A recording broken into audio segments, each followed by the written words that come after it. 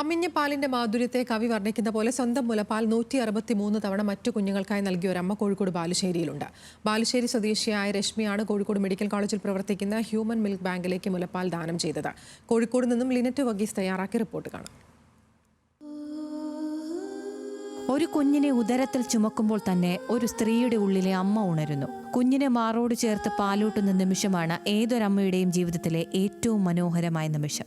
എന്നാൽ പ്രസവിച്ച ശേഷം തന്റെ കുഞ്ഞിന് നൽകാൻ ഒരിറ്റ് പാലില്ലാതെ വേദനിക്കുന്ന അമ്മമാരുമുണ്ട് നമ്മുടെ നാട്ടിൽ. കുഞ്ഞിക്കരച്ചിൽ നിസ്സഹായരായി നോക്കി നിൽക്കേണ്ടി വരുന്നവർ. അത്തരത്തിലൊരു കാഴ്ചയാണ് സ്വന്തം മുലപ്പാൽ ദാനം ചെയ്യാൻ രശ്മിയെ പ്രേരിപ്പിച്ചത്. കോഴിക്കോട് മെഡിക്കൽ കോളേജിൽ പ്രവർത്തിക്കുന്ന ഹ്യൂമൻ മിൽക്ക് ബാങ്കിലേക്ക് 163 തവണയാണ് രശ്മി മുലപ്പാൽ നൽകിയത്. കിടക്കാനും പറ്റുന്നില്ല, മാനസികമായിട്ട് തകർന്ന അവസ്ഥ.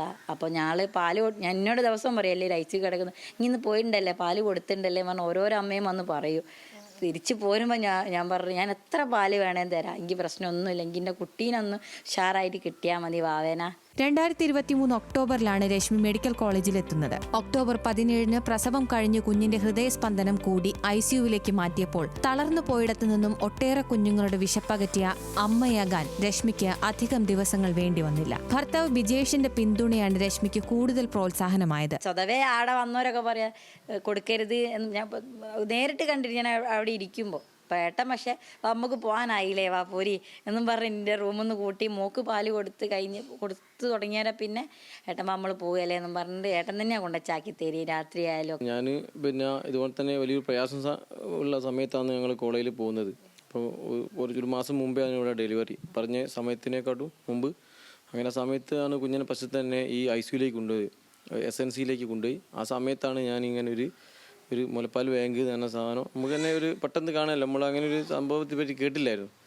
അങ്ങനെ നമ്മൾ ഒരു പൊതുരംഗത്തുള്ള ആളാണ്, ഞാൻ ഒരു DYFIൻ്റെ പ്രവർത്തകനാണ്. ആ നിലയ്ക്ക് ചോറ് കൊടുക്കാനും ബ്ലഡ് കൊടുക്കാനൊക്കെ നമ്മൾ പോകുന്നതാണ്.